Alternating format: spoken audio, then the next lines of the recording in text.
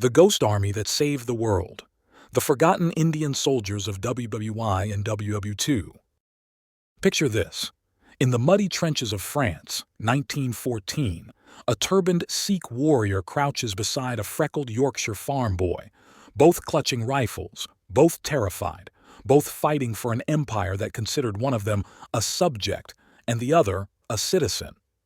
The Sikh soldier, Gurkhas Singh, had traveled 4,000 miles from his village in Punjab to die in a foreign land for a flag that would never truly be his own.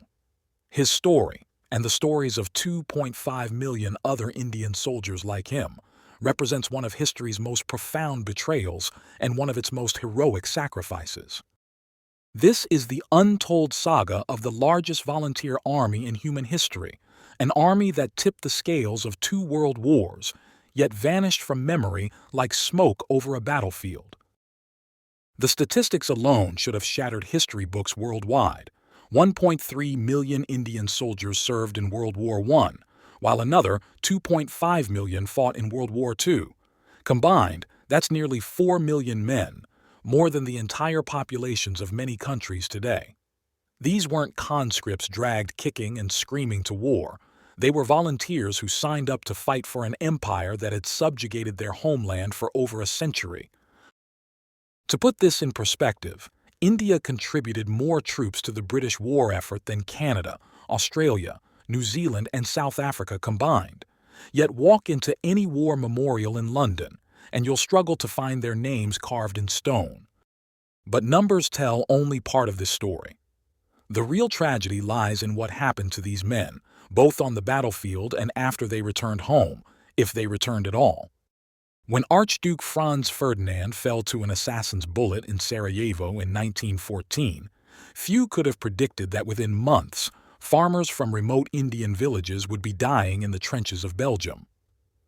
The British Empire's colonial machinery moved with ruthless efficiency. Recruiters swept through Punjab, Bengal, and the northwest frontier, promising adventure, steady pay, and the chance to serve the Raj. What they didn't promise was the hell that awaited them in Europe.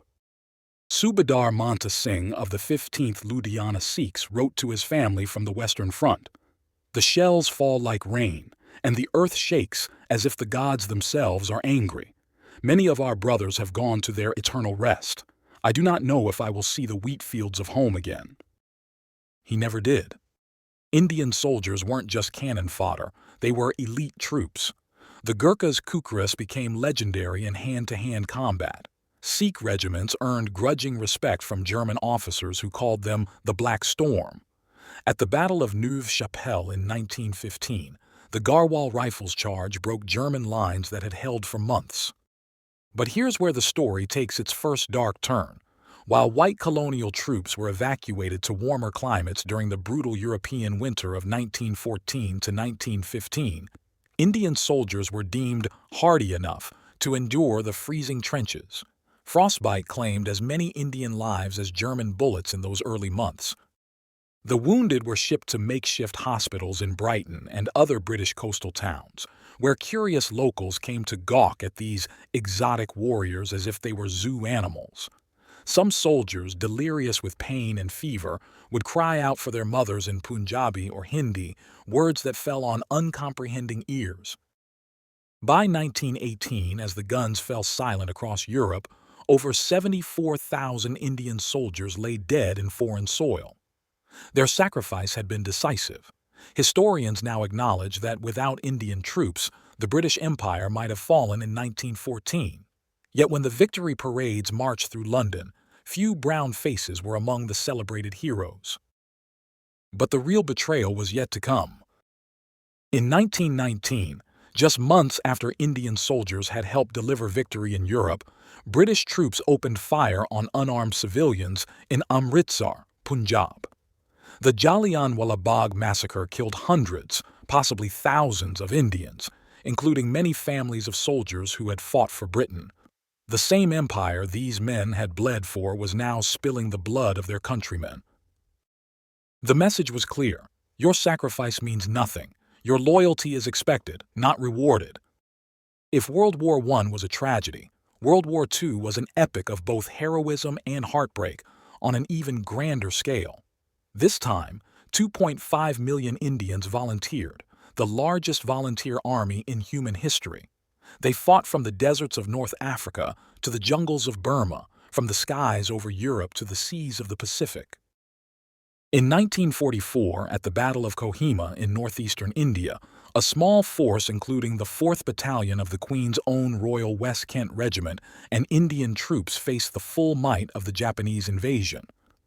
The battle's turning point came when Subedar Netrapal Singh of the 1st Battalion, Punjab Regiment, led a desperate charge against Japanese positions. His action broke the enemy line, but cost him his life. The inscription on the Kohima Memorial reads, "When you go home, tell them of us and say, 'For your tomorrow, we gave our today.'" But whose tomorrow? And who would remember their today? Here's what will shock you most. Indian troops were the backbone of the Burma campaign, the forgotten theater that saved India from Japanese occupation. While Hollywood movies celebrate D-Day and the Pacific Island hopping campaigns, the Burma theater, where 700,000 Indian soldiers fought against the Japanese war machine, remains largely unknown to global audiences. Consider the case of Havildar Parkash Singh, who single-handedly held a vital bridge in Burma for 6 hours against an entire Japanese company, allowing Allied forces to retreat safely. He died at his post, his body found surrounded by enemy corpses. His Victoria Cross was presented to his widow in a brief ceremony in Delhi. No crowds, no parades, no lasting monuments. Perhaps the most heartbreaking chapter of this story involves the 60,000 Indian prisoners of war captured by the Japanese. Starved, tortured, and subjected to brutal forced labor, thousands died building the Thai-Burma Railway, the Death Railway immortalized in the bridge on the River Kwai. But here's the twist that even most historians don't know. Some of these prisoners made a choice that would haunt the British Empire. Faced with the choice between slow death in Japanese camps or joining the Indian National Army to fight for India's independence, thousands chose freedom over loyalty to the Raj. Subhas Chandra Bose, the charismatic leader who had escaped British detention, convinced many of these men that they were fighting the wrong war for the wrong empire. "It is blood alone that can pay the price of freedom," he declared. And for the first time, Indian soldiers pointed their rifles at British troops instead of alongside them. The British called them traitors. History might call them patriots. The truth, as always, lies somewhere in the painful middle. After 1947, when India finally gained independence, a strange thing happened to the memory of these soldiers. The new Indian government, eager to forge a post-colonial identity, was uncomfortable celebrating men who had fought for the British Empire. The British, meanwhile, gradually wrote Indians out of their war narratives, focusing instead on purely British heroism. The result? Nearly 4 million soldiers simply vanished from historical memory. Walk through any major war museum in Europe today, and you'll see extensive exhibits on Canadian contributions, Australian valor, and American intervention. You'll find detailed accounts of French resistance and Soviet sacrifice. But the Indian contribution? Perhaps a single display case, if anything at all. The Menin Gate in Belgium bears the names of 54,896 Commonwealth soldiers with no known grave. Of these, 4,881 are Indians. Yet most visitors have no idea that 1 in 9 of the names they're honoring belong to a soldier from the subcontinent. This historical amnesia carries a devastating human cost. In villages across modern India, Pakistan, and Bangladesh, elderly families still possess faded photographs of great-grandfathers in military uniforms, along with medals whose significance has been forgotten. Children grow up unaware that their ancestors helped save the world twice over. Amarjit Singh, a farmer in Punjab, discovered in 2018 that his great-grandfather had won the Military Cross at the Somme. The medal had been sitting in a wooden box, unrecognized and unremembered for over a century.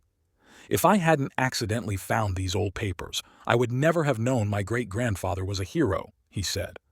How many other heroes are forgotten in boxes across our villages? The psychological impact extends beyond individual families. When entire communities are erased from historical narratives, it perpetuates the colonial-era message that their sacrifices don't matter, that their lives have less value than others. Recent years have seen tentative steps toward recognition. In 2002, the Commonwealth War Graves Commission began a systematic effort to identify and properly commemorate Indian soldiers. The India Gate in New Delhi, built in 1931, finally received proper acknowledgement as a memorial to Indian World War I casualties. In 2018, the British government announced plans for a new memorial in London specifically honoring Indian soldiers.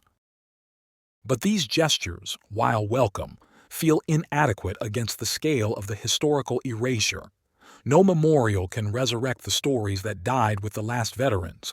No monument can restore the dignity stripped away by decades of willful forgetting. Perhaps more importantly, the forgotten soldiers of India represent something larger: the way colonial powers used and discarded colonized peoples, extracting their blood and treasure while denying them full humanity. Their story is also the story of countless other colonial soldiers, from Africa, the Caribbean, and other parts of Asia, who gave everything for empires that gave them nothing in return. The story of India's forgotten soldiers is ultimately a story about the price of freedom and the cost of memory. These men didn't just fight for the British Empire, they fought for a world where their children might live free from tyranny. The bitter irony is that they achieved that freedom for others while remaining enslaved themselves. But their sacrifice planted seeds that would eventually bloom into independence movements across the colonized world. The soldiers who returned from Europe had seen that white men could bleed and die just like anyone else, that empires were not eternal, that change was possible. In fighting for Britain's freedom, they had unknowingly fought for their own. Today, as we witness rising nationalism and historical revisionism around the world, the story of these forgotten soldiers offers both warning and hope. It warns us that power always seeks to control memory, to elevate some sacrifices while erasing others. But it also offers hope that truth, however buried, has a way of surfacing. The ghost army that saved the world deserves better than our forgetting. Their names may be carved in stone in lonely cemeteries from Flanders to Burma, but their stories must be carved in our collective memory.